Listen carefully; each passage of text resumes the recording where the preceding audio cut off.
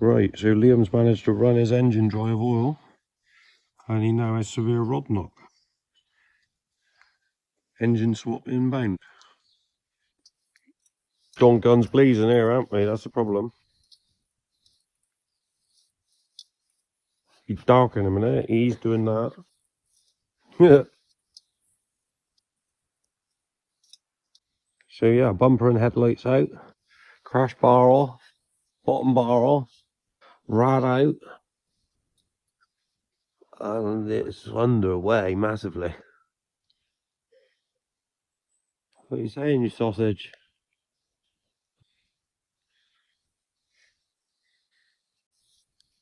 So yes, we are now faced with some shit.